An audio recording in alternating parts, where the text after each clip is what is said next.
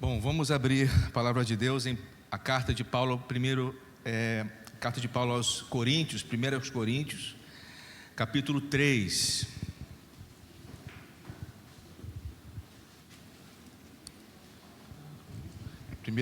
Primeira carta de Paulo aos Coríntios, no capítulo 3, dos versículos 1 ao 23. Vamos ler todo o capítulo. Ok? Esperar todos abrir. Diz assim: Eu, porém, irmãos, não pude falar a vocês como a pessoas espirituais, e sim como a pessoas carnais, como a crianças em Cristo. Eu lhes dei leite para beber, não pude alimentá-los com comida sólida, porque vocês ainda não podiam suportar. Nem ainda agora podem, porque vocês ainda são carnais. Porque se há ciúmes e brigas entre vocês, será que isso não mostra que são carnais e andam segundo os padrões humanos? Quando alguém diz, eu sou de Paulo, e outro diz, eu sou de Apolo, não é evidente que vocês andam segundo padrões humanos? Quem é Apolo? E quem é Paulo? São servos por meio de quem vocês creram, e isso conforme o Senhor concedeu a cada um. Eu plantei, Apolo regou, mas o crescimento veio de Deus. De modo que nem o que planta é alguma coisa, nem o que rega, mas Deus que dá o crescimento. Ora, o que planta e o que rega são um, e cada um receberá a sua recompensa de acordo com o seu próprio trabalho. Porque nós somos cooperadores de Deus, e vocês são lavoura de Deus e edifício de Deus. Segundo a graça de Deus que me foi dada, lancei o fundamento como sábio construtor, e outro edifica sobre ele. Porém, cada um veja como edifica. Porque ninguém pode lançar outro fundamento além do que foi posto, o qual é Jesus Cristo. Se o que alguém edifica sobre o fundamento é ouro, prata, pedras preciosas, madeira, feno ou palha, a obra de cada um se tornará manifesta, pois o dia a demonstrará. Porque será revelada pelo fogo, e o fogo provará qual é a obra de cada um. Se aquilo que alguém edificou sobre o fundamento permanecer, esse receberá recompensa. Se a obra de alguém se queimar, esse sofrerá dano, porém, ele mesmo será salvo, mas como que através do fogo. Vocês não sabem que são santuário de Deus, e que o Espírito de Deus habita em vocês? Se alguém destruir o santuário de Deus, Deus o destruirá, porque o santuário de Deus, que são vocês, é sagrado. Que ninguém engane a si mesmo. Se algum de vocês pensa que é sábio neste mundo, faça-se louco para se tornar sábio, porque a sabedoria deste mundo é loucura diante de Deus. Pois está escrito, ele apanha os sábios na própria astúcia deles, e também o Senhor conhece os pensamentos dos sábios e sabe que são pensamentos vãos. Portanto, ninguém se glorie nos homens, porque tudo é de vocês. Seja Paulo, seja Apolo, seja Cefas, seja o mundo, seja a vida, seja a morte, sejam as coisas presentes, sejam as futuras, tudo é de vocês, e vocês são de Cristo, e Cristo é de Deus. Amém. Vamos orar mais uma vez. Muito obrigado, Senhor, pela leitura da Tua Palavra.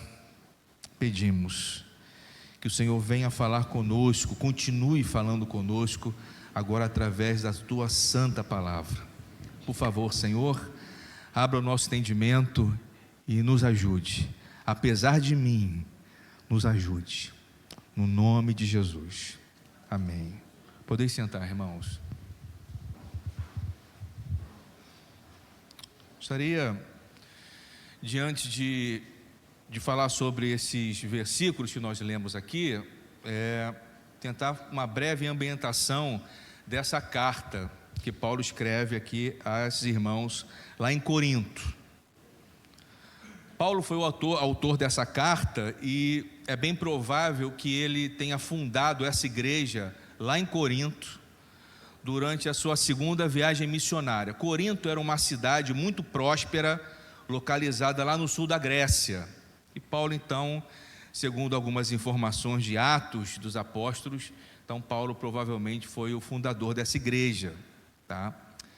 Quando Paulo escreve essa carta, ele estava em Éfeso, já na sua terceira viagem missionária. Paulo recebeu algumas informações de que essa igreja lá em Corinto, ela estava passando por sérios problemas de divisões internas, como um resultado de um comportamento de alguns que se viam mais espirituais que outros. Estava tendo esse problema lá nessa igreja, tá? E não apenas esse comportamento.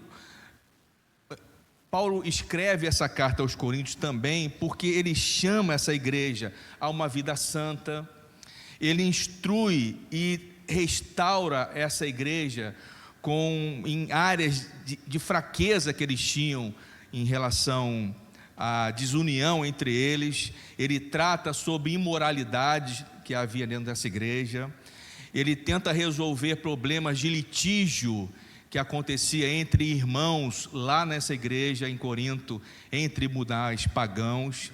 Ele orienta sobre a liberdade da igreja, ele fala sobre o abuso da ceia do Senhor, ele fala também sobre amor, ele corrige falsas doutrinas com relação à ressurreição, ele fala sobre dons espirituais, ele também fala sobre carne oferecida a ídolos e também sobre ofertas a respeito de alguns irmãos empobrecidos em Jerusalém. Então Paulo aborda vários assuntos dentro dessa primeira carta, tá?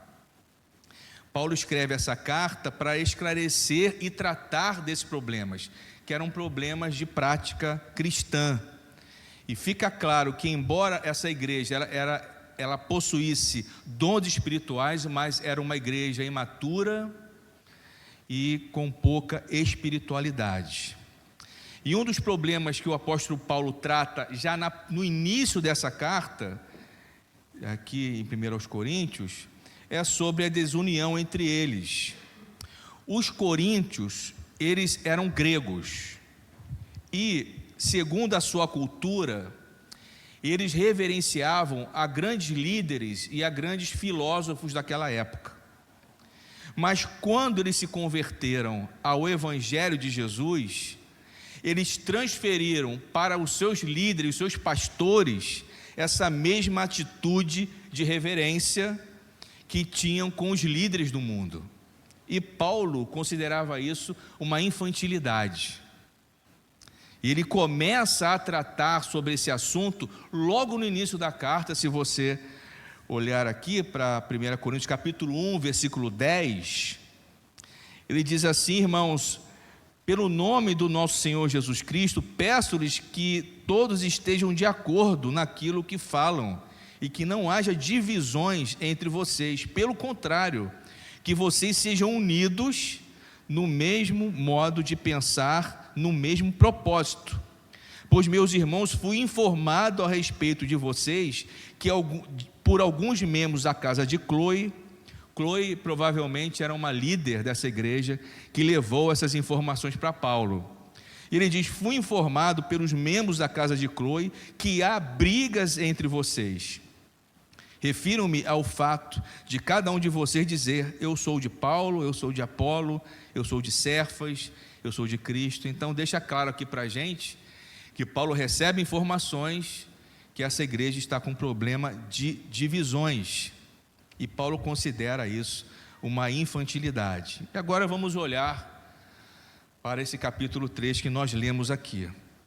Do versículo 1 até o versículo 4, aqui demonstra para a gente que esses irmãos dessa igreja, eles eram crentes imaturos por alguns motivos. Eles estavam preferindo leite no lugar de carne. Vamos entender o que isso significa, né? Eles tinham, na verdade, eles tinham a verdade, mas o que faltava para eles era um aprofundamento. Os coríntios não estavam demonstrando um amadurecimento na palavra de Deus, eles estavam no mesmo nível da classe infantil. Por isso que Paulo fala, vocês são crianças, aí no versículo 1, eu porém, irmãos, não pude falar a vocês como pessoas espirituais, e sim como pessoas carnais, como crianças em Cristo. Vocês são crianças. O tema eram os mesmos, leite, carne, o tema é o mesmo, mas a diferença está no aprofundamento, na capacidade de absorção, na maturidade de cada um deles, que estava faltando. E no versículo 2 ele diz, eu lhes dei leite para beber, não pude alimentá-los com comida sólida, porque vocês ainda não podiam suportar. Então eles tinham a verdade, mas eles tinham um comportamento infantil, por causa dessas disputas que haviam entre eles. Eles não estavam crendo na palavra de Deus. João Calvino, o reformador, ele disse, Cristo é leite para bebês e carne consistente para adultos. Então, como consequência dessa desunião entre eles, essa desunião e essa desnutrição espiritual, os seus relacionamentos estavam sendo prejudicados.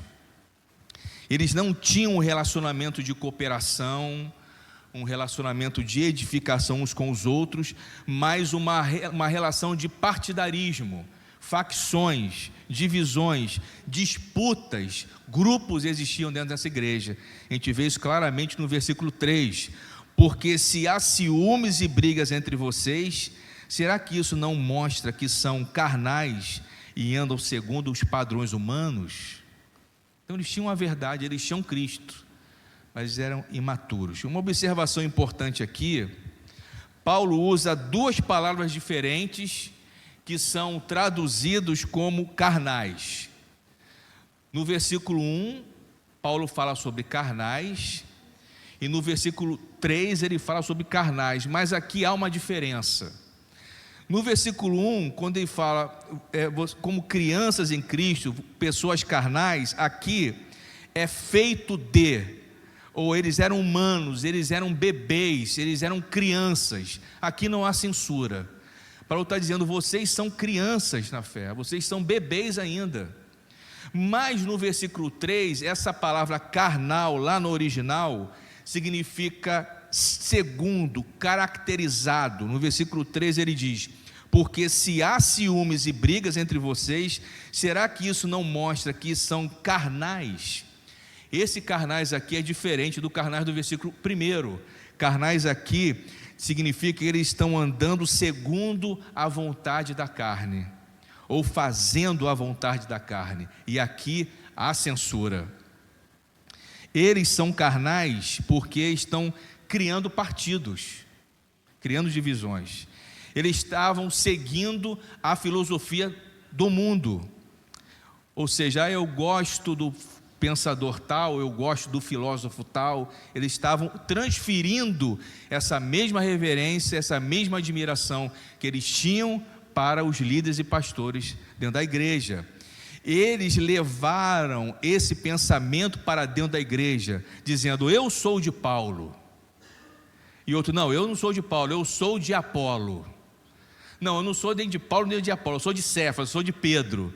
Então, eles estavam levando essa divisão e esse pensamento para dentro da igreja. Divisão e partidarismo dentro da igreja é sinal de carnalidade e de imaturidade. No versículo 4 diz, Quando alguém diz eu sou de Paulo e outro diz eu sou de Apolo, não é evidente que vocês andam segundo os padrões humanos? Padrões humanos aqui significa a mesma reverência que eles davam para grandes líderes e filósofos da época, agora eles também davam para seus pastores.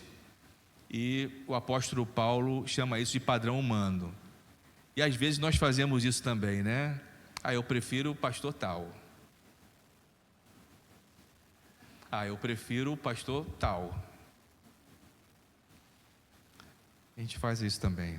O homem carnal é aquele que anda fazendo a vontade da carne, é dominado pelo pecado e não pelo Espírito de Deus. O apóstolo Paulo, lá em Romanos capítulo 8, você não precisa abrir, diz assim: porque se vocês vivem segundo a carne, caminharão para a morte, mas se pelo Espírito mortificarem os efeitos do corpo, certamente viverão.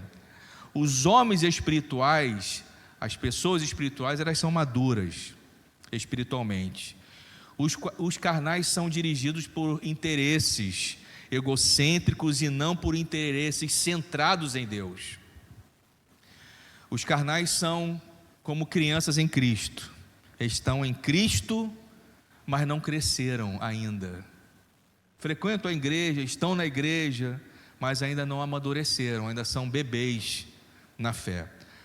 E Paulo agora começa a dizer que quem são realmente esses líderes dessa igreja e como eles deveriam ser vistos e conhecidos. Paulo então usa algumas ilustrações dentro desses versículos que nós lemos. Mas antes, aqui no versículo 5, ele diz: quem é Apolo? Quem é Paulo? Ele responde: são servos por meio de quem vocês creram, e isto conforme o Senhor concedeu a cada um. Servo, alguém que ministra alguma coisa, alguém também aquele que, um representante legal pelo seu Senhor, e algo muito comum naquela época. Paulo está dizendo aqui nesse versículo, meus irmãos, que ele e Apolo, que foram pastores e líderes dessa igreja lá em Corinto, eles eram apenas servos, representantes de Deus a serviço de Deus em Cristo.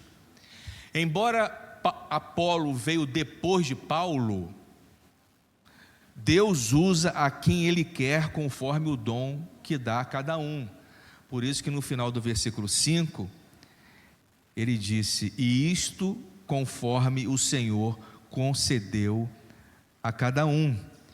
E a partir do versículo 6, o apóstolo Paulo começa a usar algumas figuras, algumas metáforas aqui. E aqui no versículo 6, ele usa uma figura agrícola, como se a igreja fosse uma lavoura. No versículo 6, ele diz: eu plantei, Apolo regou, mas o crescimento veio de Deus. Eu plantei. Quando Paulo chegou em Corinto, ele prega o evangelho de Jesus, ou seja, ele lançou a semente lá, na época. Apolo veio logo em seguida. E o que Apolo fez? Ele regou. Como diz aqui: eu plantei, Apolo regou. O que é isso? Apolo instruiu, ele orientou, Apolo aconselhou, Apolo acompanhou, cuidou dos novos convertidos. Daí ele diz em seguida: mas o crescimento veio de Deus.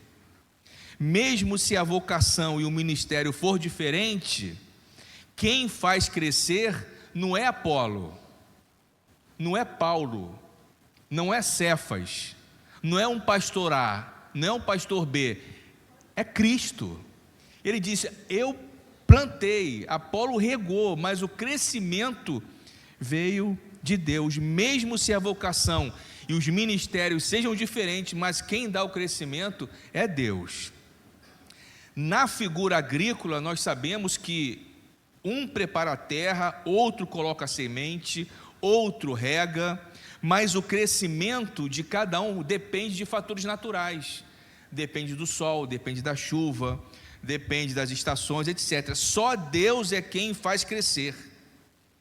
E é por isso que em seguida, no versículo 7, ele reconhece e dá glória a Deus pelo crescimento. Ele diz no versículo 7, de modo que nem o que planta é alguma coisa, nem o que rega, mas Deus que dá o crescimento.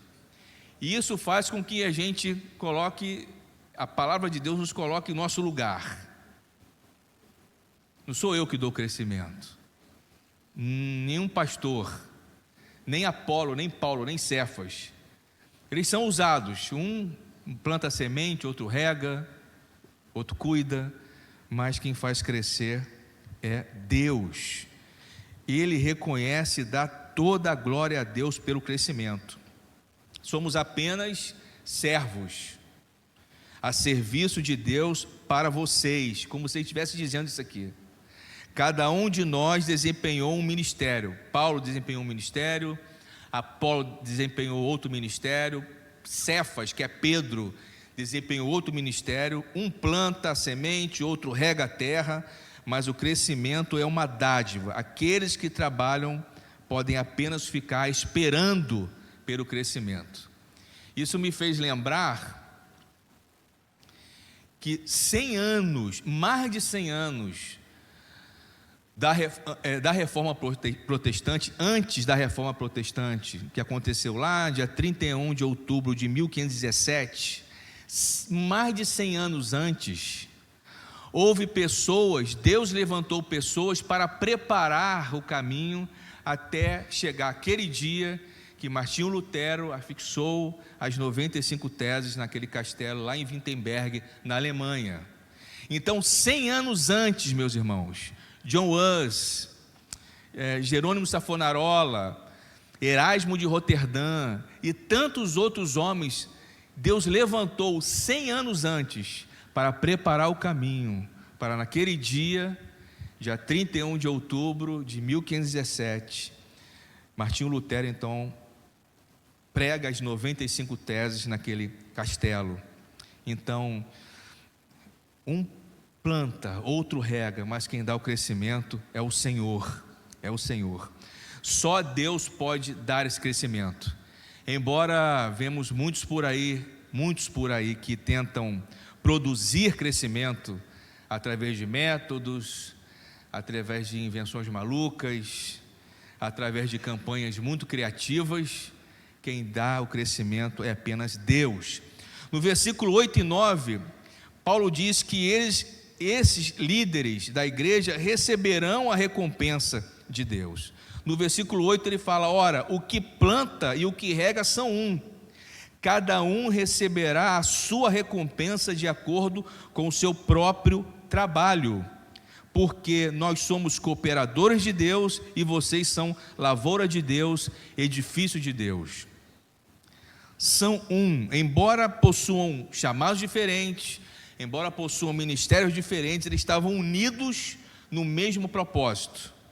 Cada um vai receber, como Paulo diz aqui, a sua devida recompensa.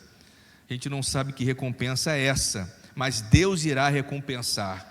E que recompensa é essa? No versículo 9 diz: porque nós somos cooperadores de Deus e vocês são lavoura de Deus e edifício de Deus. Eles são cooperadores, esses líderes são apenas cooperadores de Deus. Trabalham juntos a serviço de Deus para quem?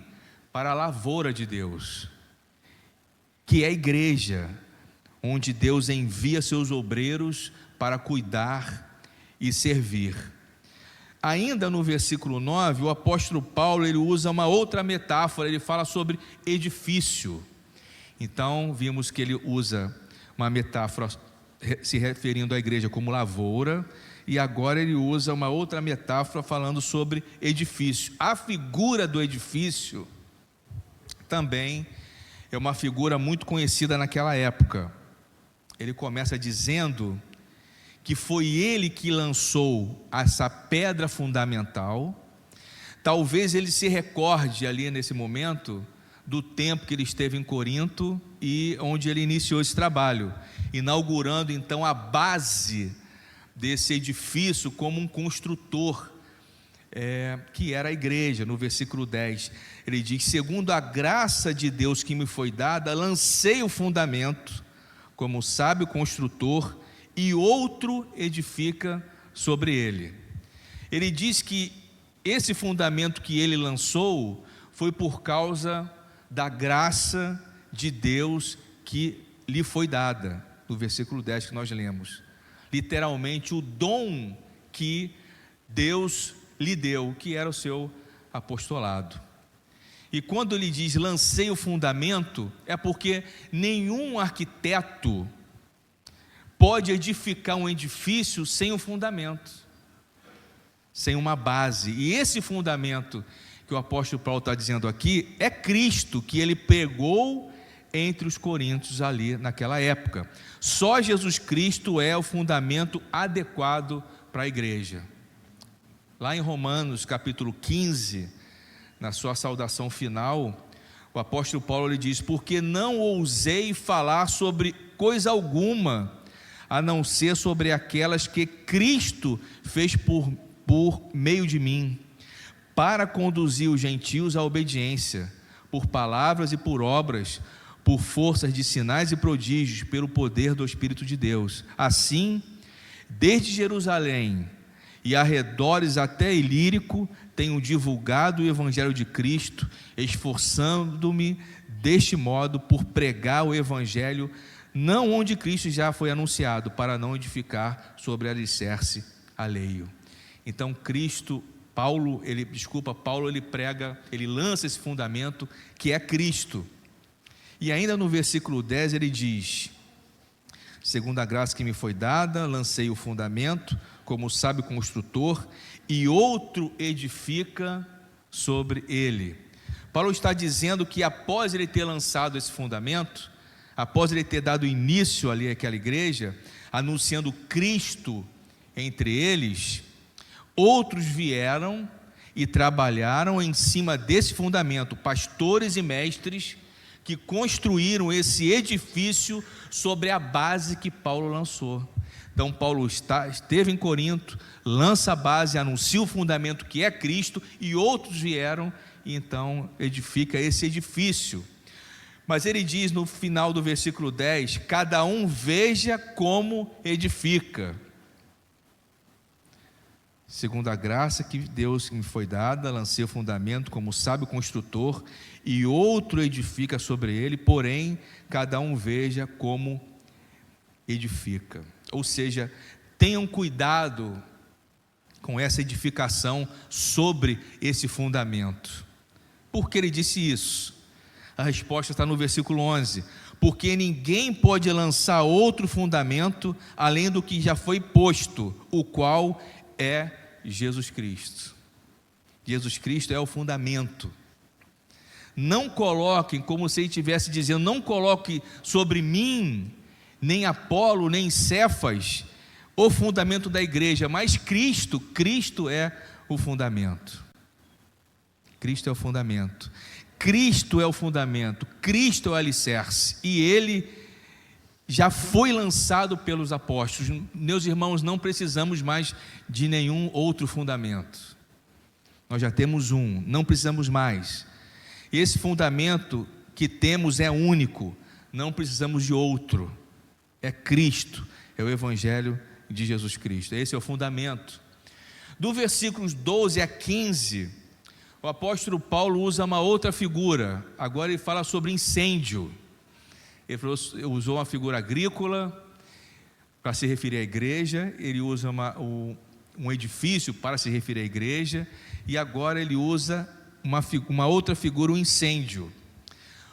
Uma das finalidades do fogo é testar e provar a qualidade dos materiais. Visto que Cristo, o fundamento, foi feito à base da criação da igreja, pessoas com diferentes capacidades poderiam acrescentar algo à qualidade da vida da igreja em Corinto, edificando sobre o alicerce que Paulo lançou. Pessoas maduras, pessoas espirituais, que chegaram depois de Paulo e que aqui são comparadas a materiais resistentes, ao fogo, como ouro, prata e pedras preciosas. E outros que chegaram também, mais limitados, são comparados a madeira, feno e palha. No devido tempo, no tempo de Deus, a qualidade de cada um será revelada no juízo final, como diz aí no versículo 12. E se alguém edifica sobre o fundamento, e se o que alguém edifica sobre o fundamento é ouro, prata, pedras preciosas, madeira, fogo, feno ou palha, a obra de cada um se tornará manifesta, pois o dia, D maiúsculo, né? O dia a demonstrará, porque será revelada pelo fogo, e o fogo provará qual é a obra de cada um. Deus irá julgar, Paulo está dizendo aqui, que Deus irá julgar as obras dos obreiros. O que eles fizeram sobre o fundamento que Paulo lançou. Será que eles ensinaram a verdade?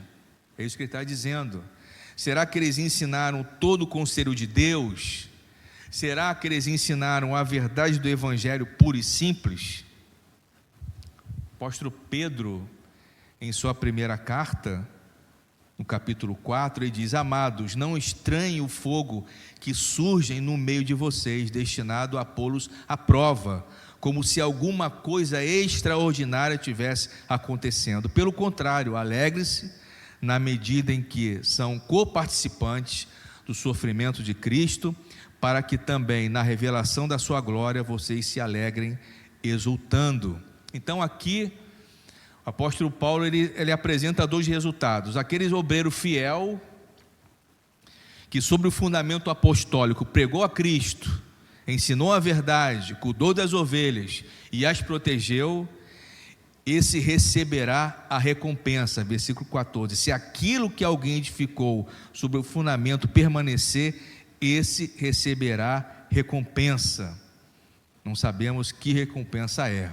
O outro resultado para aqueles que sobre o fundamento que o apóstolo Paulo lançou, não pregaram a palavra de Deus como deviam, não cuidaram da igreja e usaram motivações erradas, no dia do juízo serão punidos, assim como o fogo faz com materiais inflamáveis. Versículo 15, parte A: se a obra de alguém se queimar, esse sofrerá dano.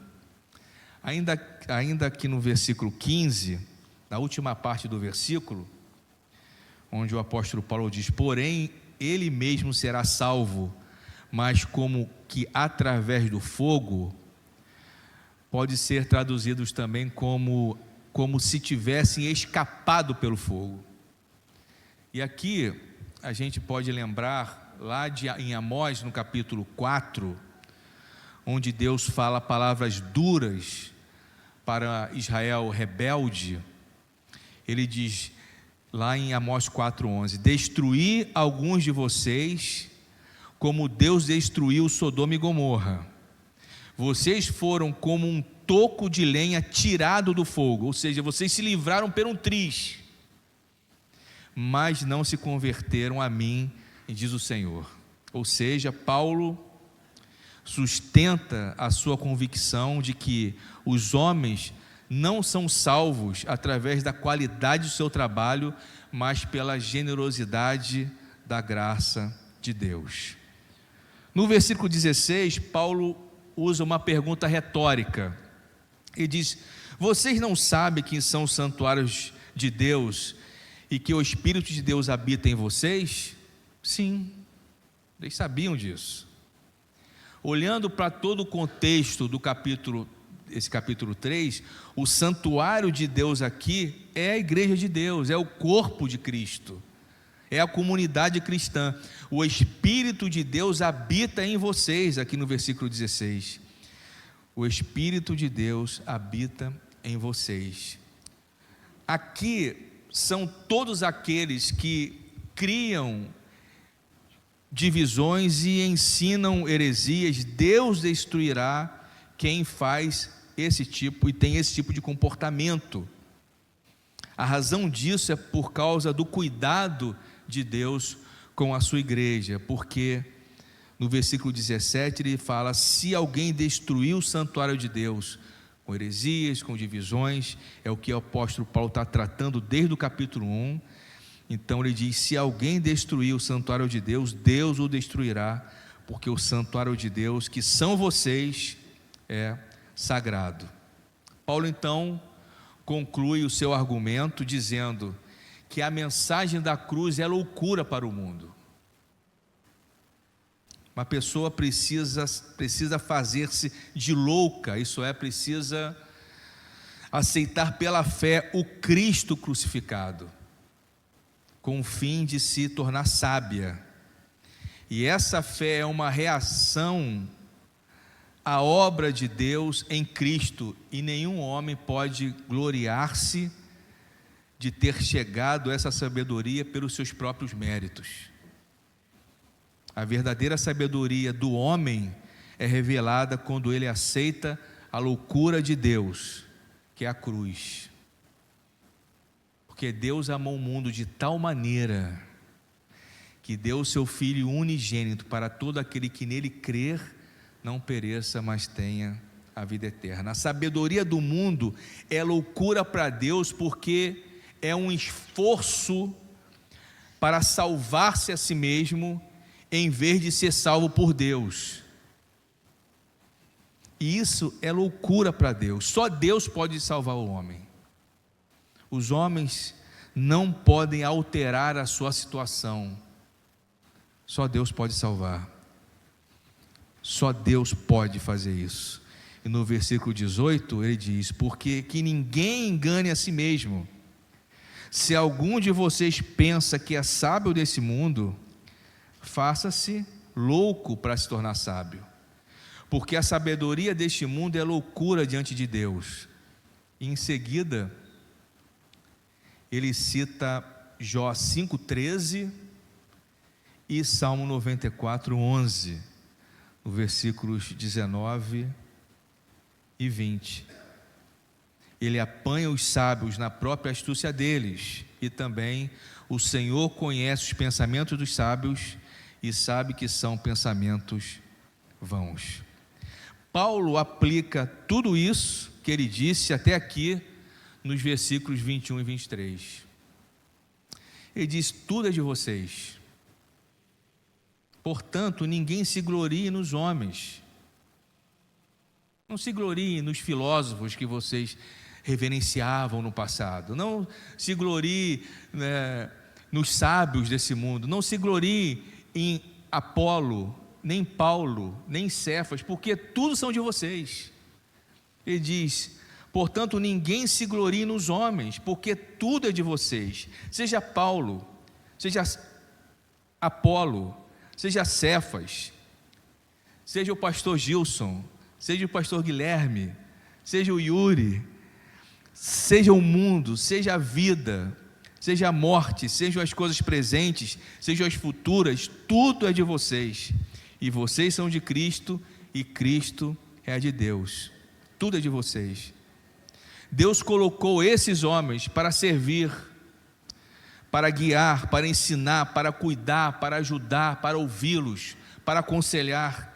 Através deles eu posso aprender e chegar a um conhecimento de Deus. Deus usou esses homens no passado e usa esses homens no presente, e vão usar outros para chegarmos a Deus. Deus fez isso tudo e nos deu tudo isso para a igreja caminhar unida para a glória de Deus. É disso que o apóstolo Paulo está tratando, sobre essa desunião que havia entre eles.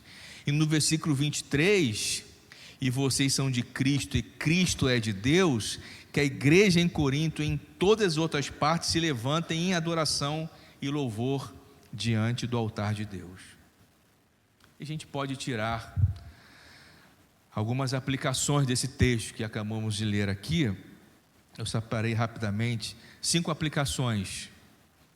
A primeira, olhando para esse texto, e aprendemos que a primeira, que devemos lutar contra qualquer tipo de divisão em nosso meio.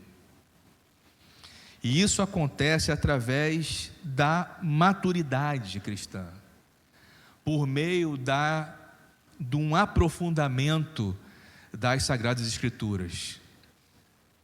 Já passamos daquela época de ser nenês, ou bebês na fé.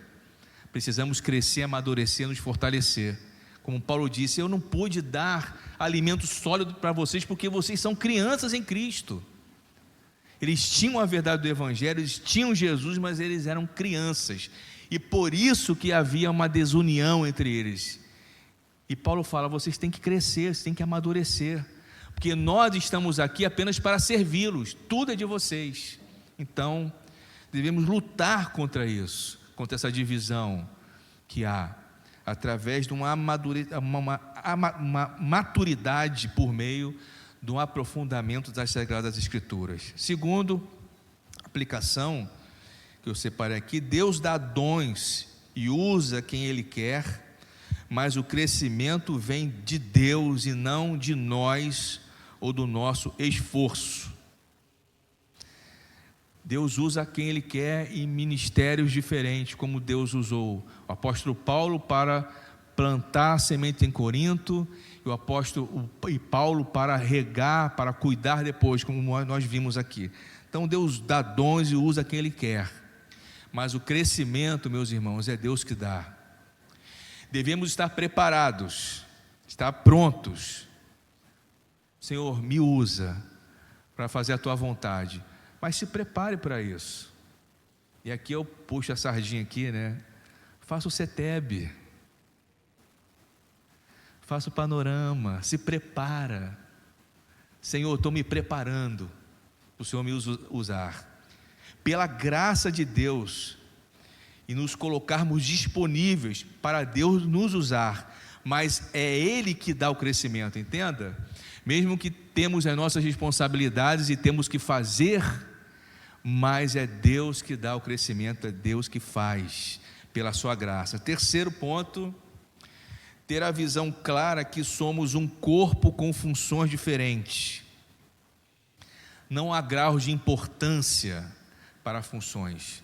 O apóstolo Paulo foi importante, como Apolo também foi importante, como Pedro também foi importante, como eu falei sobre aqueles homens antes de Lutero também foram muito importantes. Então não há diferença nas funções, cada um tem o seu grau de importância. Todos nós somos úteis na igreja de Deus. Um semeia, outro rega, outro cuida, todos são úteis, todos são importantes. Então não despreze o serviço do seu irmão. Foi Deus que deu esse dom para ele. Deus que deu. Uns trabalham de uma forma mais exposta, outros trabalham de forma mais tímida pelos bastidores, mas todos são importantes, todos são. Quarto ponto, é Deus que nos dá da sua graça para caminharmos, mesmo que tenhamos as nossas responsabilidades, entendamos também que precisamos estar preparados para servir a Deus, mas é Ele que nos dá da sua graça para caminharmos. E por último, que a mensagem que anunciamos seja Cristo somente, não as minhas ideias, não a minha experiência, não as minhas dicas, mas é Cristo somente, só Cristo, para que na hora de sermos provados, possamos ser aprovados por Ele. O que transforma vidas é o Evangelho de Jesus. Então, pregue a Cristo, ensine a Cristo, aprenda de Cristo, anuncie a Cristo, viva Cristo, porque somente Cristo, somente as Escrituras, somente pela fé, somente pela graça e glória somente dada a Deus. Amém, meus irmãos? Que Deus nos ajude nessa caminhada, para a glória dele, ok? Vamos orar.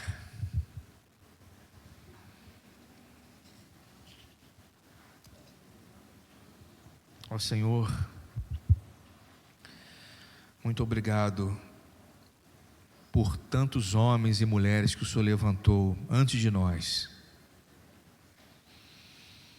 E o Senhor usou essas pessoas, esses teus filhos e filhas, para anunciar o Evangelho, para sofrer, para morrer pelo teu Evangelho. E através da tua soberania, tua poderosa e bondosa mão, esse teu Evangelho ter chegado até nós. Muito obrigado. Estamos aqui, Senhor, queremos ser usados por Ti. Por isso, venha até nós, fale conosco mais e mais através da Sua palavra, ensina-nos, guia-nos, amadureça-nos, Senhor. E se há divisões entre nós, que o Senhor tenha misericórdia de nós e nos perdoe por isso.